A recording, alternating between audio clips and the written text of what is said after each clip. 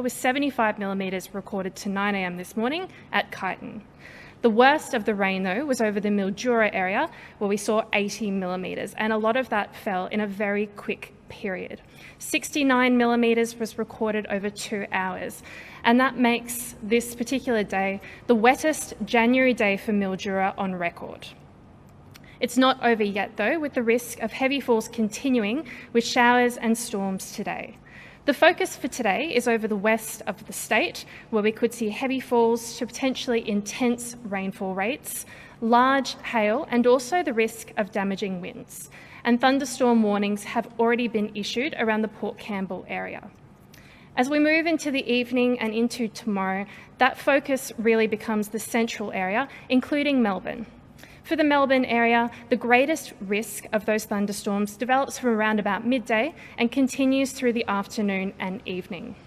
There's a risk for central parts of the state tomorrow for those locally to intense rainfall rates, large hail and damaging winds.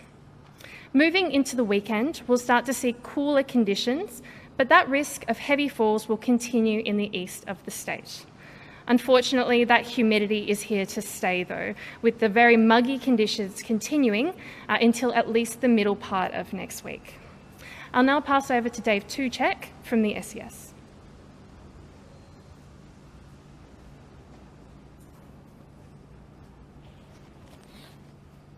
Good afternoon, David Tucek, State Agency Commander for SES. So we've seen a continuation of the stormy conditions throughout the state, and in particular overnight up around Mildura and certainly in Kyneton. In Mildura, we saw some very heavy storms produce a lot of flash flooding, and we saw in excess of 100 requests for assistance up there, which made for a very busy time overnight for our volunteers and partner agencies.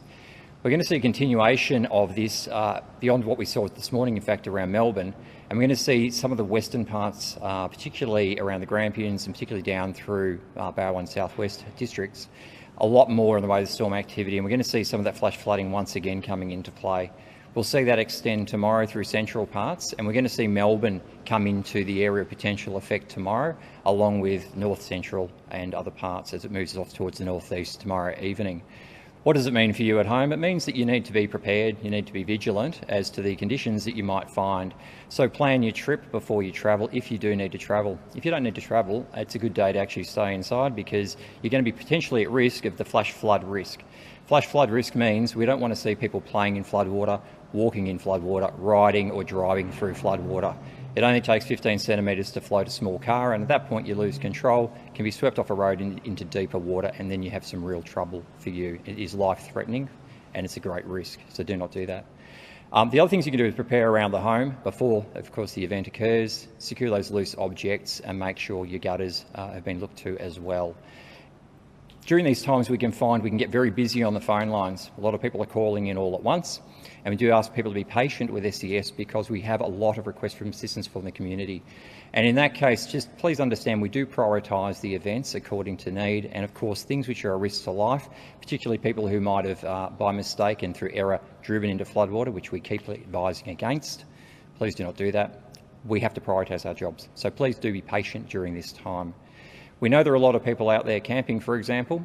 This is the time to think about where you're setting up your tent if you're out, or even second, think about what you're doing, about whether you go back out there and camp or whether you're going to choose an alternate activity over the coming days.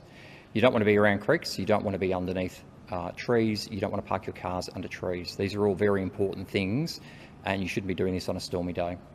One thing we will see with the storms to a greater potential in the coming 24 hours is the inclusion of potentially large hail and also localised damaging winds. So we do have quite a few risks there for the community. So we do ask you to be prepared before you travel. We ask you to monitor the websites, social media, the SES website. Look at the Vic Roads website, plan your trip before you travel. See if there are road closures before you come across them. Think about what you're doing, make good choices for you and your family. Do not enter floodwater. Thank you. Are you able to say how many call-outs you've responded to in the last 24 hours, Yeah. 12 hours, whatever it might be? Sure. Sure. So in the past 24 hours, SES has responded to over 350 requests for assistance. Of particular note, we had in excess of 100 requests for assistance up around Mildura and around the Kyneton area in the order of around 25 requests for assistance. We would expect to get a lot more requests tomorrow, particularly as we're going to see some larger population centres entering into the mix. This afternoon and into the evening, particularly in the western parts, we might see areas such as Ballarat being affected, or even potentially Geelong. As we look at tomorrow, we're certainly seeing Melbourne and the areas around Melbourne coming into the mix, as well as central parts of Victoria. Sorry, I just quickly couldn't take long. Just get the centre if you can. Oh, sorry, okay. Yeah, you're right. Do you want to get that all again? All right. Yeah, no worries. How many houses are without power? Bear with me. So we recorded approximately 2,900 power outages across the state. The potential is certainly it can always be more.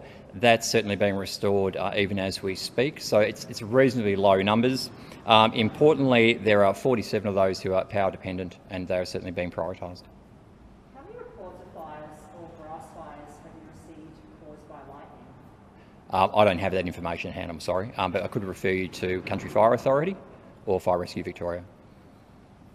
What were most of the call-outs for? Sorry? What were most of the call-outs for? Yeah, most of the call-outs that we had related to flash flooding, water coming into homes, generally because of gutters being blocked and the like, or just because the rainfall rate was so heavy it exceeded the gutters that the houses were built for, and also building damage associated to that. The third category were trees down, both over roads and on private property. The Bureau issued their warning this morning saying that it could be life-threatening flash flooding. What makes these incidences so serious?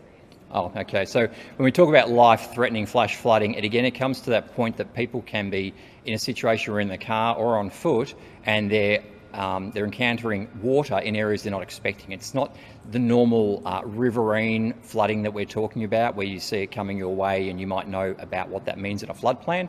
We're talking about flash flooding where it could occur anywhere as overland flow, and it's particularly dangerous when we're talking about low vegetation areas, because you do get a surface speed of water and strength that can knock you off your feet. A couple of inches can knock you off your feet, and you can be at risk, real risk, if you enter that flood water. Over the coming days, which day do you think will be the highest risk? Well, the risk will be where it's presenting. So for today, the risk is of key interest to those in the western parts of the state, particularly if we're talking about the Grampians region and also down into Barwon southwest. But we've got to say the northwest, up around Loddon Mallee region, there's certainly the potential they could see a recurrence of what we saw yesterday, with some significant storms effectively lining up behind each other. We call it a train effect, and what it means is that the storms can keep passing over one spot. If that happens to be your house or an area of population density, that can bring significant risk. Tomorrow, that risk is predominantly through central parts of Victoria, and we're seeing Melbourne coming to the mix. The higher density population centres then come on board. So quite a bit of risk tomorrow as well. Have you got crews on standby? Are you calling in volunteers, seeing how many people are available in bed for this event? SES volunteers are on standby 24 hours a day, 7 days a week, all around the state for both storm events and our other control agency events, including road rescue. They are certainly standing by and ready. They've already been responding over the last 24 hours. They're ready. They're right to go for their communities, as they always are. Those who are in the areas which are most significantly at risk, of course, they've got their crews ready and on standby. They're well trained, they're ready to respond, and they're also assisting into our incident control centres as well to manage this incident. We've seen some incidents of lightning striking some rooftops on houses and causing significant damage. How much do Victorians in any particular part of the state need to monitor or be aware of that over the coming days? The important thing about thunderstorms is that, yes, they can bring lightning strike, which can obviously hit infrastructure, including homes. So that's one of the reasons you don't want to be outdoors during a lightning storm. You certainly don't want to be in a swimming pool. The important thing here is understanding that you can't predict lightning in the way. We can say there are conditions which present a higher risk. What it means, you need to be mindful to the situation around you. You need to tune into the radio. You need to tune into Vic Emergency. You need to look to the Victoria State Emergency Service websites and social media to see what those messages are, so you know what you need to do to prepare yourselves and to know when you're at key risk.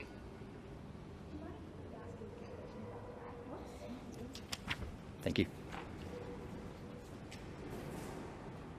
What makes this set of storms different to any other? What makes this more severe with those warnings? And it was pretty strongly worded. Any thunderstorm can be severe, and cause danger. But what's so unique about these particular thunderstorms is really the humidity. We've seen so much moisture in the atmosphere of late, really building across much of Victoria. And as a result, any storm has the potential to cause localised flash flooding and indeed intense rainfall rates. So that means that we have an annual exceedance probability of around about 1 to 2%, and it puts tremendous pressure on our infrastructure and areas where that rainfall occurs. It's much more likely to cause flash flooding and causes much more dangerous conditions. So please be vigilant when you see those warnings come out for intense rainfall rates in your area. Please make sure that you're taking care and you're following the actions as advised by the SES. Now, what will the forecast tomorrow? How will it compare to today's forecast, particularly regards to rainfall? Rainfall rates in comparison today and tomorrow. For today, the main area of concern is the west of the state. Rainfall totals of around 5 to 25 millimetres are expected in those areas, but some parts of central Victoria as well. That being said, we could see isolated totals as high as 100 millimetres. Into tomorrow, the heavier rainfall is more likely over central Victoria, with rainfall between 5 and 45 millimetres possible. Again, though, that risk is there for much significantly higher totals in excess of 100 millimetres with any of those storms. How often do we see a strong storm cell like this? We see severe thunderstorms every year, but this year we've seen the influence of La Nina, so more moisture around, which is one of the key ingredients in any severe thunderstorm. In terms of how often we see these kind of storms in Melbourne, they do occur every single summer. We've seen a lot of them this summer, and that's just due to the influence of that La Nina.